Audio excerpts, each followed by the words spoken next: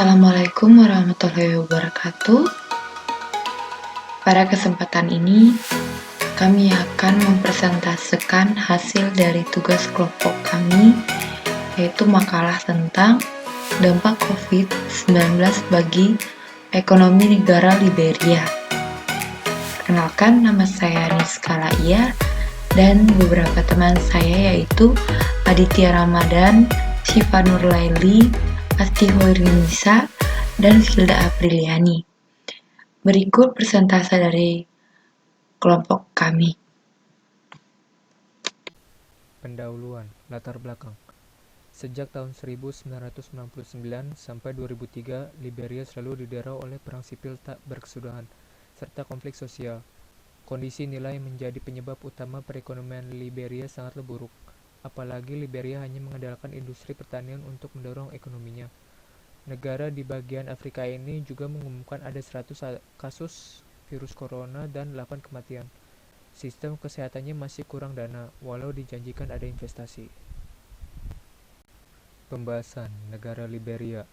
Liberia adalah salah satu dari dua negara modern di Afrika Sub-Sahara yang tidak mengalami kolonisasi Eropa atas Afrika. Berawal pada tahun 1820, wilayah itu dijajah oleh orang kulit hitam dari Amerika Serikat. Sebagian besar dari mereka adalah budak yang dibebaskan imigran. Ini mendirikan negara baru dengan bantuan dari masyarakat kolonisasi Amerika. Sebuah organisasi swasta yang percaya bahwa bekas budak akan memiliki kebebasan yang lebih besar dan kesetaraan di Afrika. Orang kulit hitam di Amerika diberi pilihan untuk tetap di Amerika dan dibatasi hak-haknya untuk pindah ke benua asalnya. Pada tahun 1847, berdirilah sebuah negara bernama Republik Liberia serta mendirikan sebuah pemerintahan dengan meniru pemerintahan dari Amerika Serikat. Dengan beribu kota di Monrovia, sebuah kota yang dinamakan untuk menghormati James Monroe, Presiden kelima Amerika Serikat, dan seorang pendukung kolonisasi yang terkemuka para kolonis yang dikenal sebagai Amerigo Liberia, pemimpin sektor politik dan ekonomi negara. Konstitusi dan bendera Liberia dibuat meniru Amerika Serikat. Keadaan ekonomi Liberia sebelum virus corona. Ekonomi Liberia diproyeksikan berkontraksi sebesar 1,4% pada 2019, mengikuti pertumbuhan moderat 1,2% pada 2018.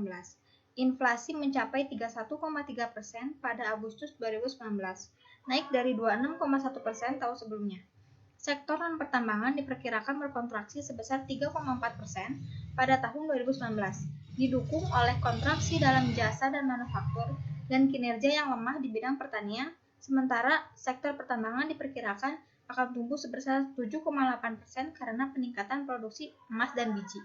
Defisit fiskal keseluruhan dari pemerintah pusat melebar dari 4,1% dari PDB di FY 2017 menjadi 4,8% dari PDB di FY 2018 dan selanjutnya menjadi sekitar 6,2% di FY 2019 yang mencerminkan mobilisasi pendapatan domestik yang rendah dan pengeluaran publik yang tinggi. Pendapatan pajak menyumbang 12,1% dari PDB pada TA 2019 yang terendah menurut standar regional. RUU Upah meningkat menjadi 10,1% dari PDB atau lebih dari 2/3 dari total pengeluaran pada TA 2019. Mengalahkan pengeluaran berulang lainnya, terutama penyediaan barang dan jasa di sektor sosial dan belanja infrastruktur. Defisit fiskal yang lebih besar menyebabkan peningkatan cepat dalam utang publik dari 40,2% dari PDB di FY 2018 menjadi 54,5% dari PDB di FY 2019. Pemerintah saat ini menerapkan reformasi tagihan upah yang dimaksudkan untuk mengurangi ukuran tagihan upah ke depan. Oke, di sini akan melanjutkan dari penjelasan Asti. Keadaan ekonomi Liberia sebelum virus corona. Defisit neraca berjalan Liberia menyempit menjadi 21,1% pada 2009 dari 23,4% PDB pada 2018. Ini sebagian besar disebabkan oleh penurunan impor setelah penarikan lengkap UNMIL. Sementara ekspor emas dan biji besi naik. Namun, peningkatan ini diimbangi oleh penurunan laba bersih dan penurunan investasi langsung asing (FDI) dan transfer donor. Dan akibatnya, cadangan resmi bruto menurun dari $330 juta 2,5 bulan cakupan impor. Pada akhir 2018, sekitar 280 juta 2,1 bulan cakupan impor pada akhir 2019. Lalu, prospek pertumbuhan jangka menengah Liberia diperkirakan akan membaik ketika stabilisasi ekonomi makro dan reformasi struktural diimplementasikan.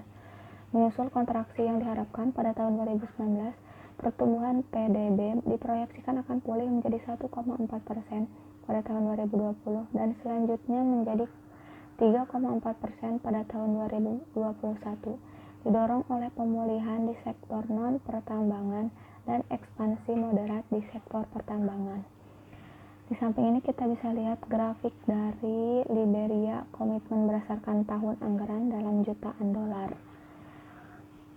Dari 5 tahun terakhir, dari tahun 2016 sampai 2020 ini mengalami penurunan dan peningkatannya. Dari 2016 bisa dilihat mengalami peningkatan di tahun 2017 menjadi 123 dan turun kembali pada tahun 2018 yaitu 38. Sangat drastis sekali ya. Nah, dari sini naik lagi dan jauh lebih naik dari sebelumnya yaitu 136. Lalu tahun ini menjadi turun yaitu jadi 114. Ekonomi Liberia. Negara ini mulai modern pada tahun 1940-an menyusul investasi dari Amerika Serikat selama Perang Dunia Kedua dan liberalisasi ekonomi di bawah Presiden William Truman. Liberia adalah anggota pendiri PBB dan Organisasi Persatuan Afrika. Sebelum para Amriko Liberia datang, wilayah ini sudah dihuni berbagai suku sehingga terjadi ketegangan antara para pendatang dengan suku asli. Walaupun memiliki warna kulit yang sama, Amriko Liberia memiliki budaya dan tingkat pendidikan yang lebih maju dibanding suku asli, sehingga Amriko Liberia mampu mendominasi berbagai sektor. Akhirnya terjadilah kudeta militer yang menggulingkan kepemimpinan Amriko Liberia pada tahun 1980, menandai awal ketidakstabilan politik dan ekonomi dan terjadi 2 kali perang sipil berturut-turut yang menewaskan sekitar 250 orang dan menghancurkan perekonomian negara. Sebuah perjanjian damai pada tahun 2003 menyebabkan pemilu yang demokratis pada tahun 2005. Hari ini, Liberia sedang memulihkan diri dari perang saudara dan pergolakan ekonominya mereka. Tetapi sekitar 80% dari penduduk hidup di bawah garis kemiskinan internasional. Di tahun 2010, negara ini pernah tercatat memiliki 80% penduduknya yang memiliki pendapatan kurang dari $1,25 per harinya. Dan PDB per kapita Liberia sampai saat ini tercatat hingga sebesar $454,30.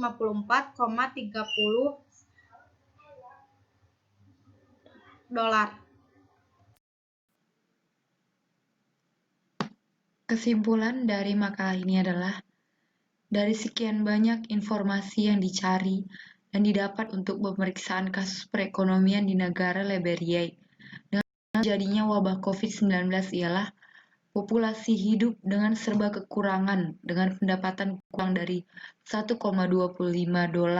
per hari, kondisi hidup masyarakat yang jauh dari standar kesehatan layak, membuat virus COVID ini dengan mudah menyebar. Sungguh miris, negara ini yang termasuk dengan kategori negara termiskin di dunia dari sekian banyak negara yang dimana awal mula telah terjadi virus mematikan Ebola pada tahun 2014 belum sepenuhnya hilang. Kini ditambah dengan hadirnya COVID-19. Terlihat jelas pemerintahan Liberia kini yang kesulitan untuk membantu rakyatnya dalam menangani wabah ini dengan kondisi devisa negaranya yang terbilang cukup memprihatinkan. Saran 1. Pembaca dan penulis lebih mengembangkan kemampuan untuk menganalisa kasus akuntansi di makalah ini. 2. Pembaca dan penulis lebih terbuka wawasan pengetahuan dengan kejadian yang luar biasa ini. Sekian persentase dari kelompok kami. Saya ucapkan terima kasih. Assalamualaikum warahmatullahi wabarakatuh.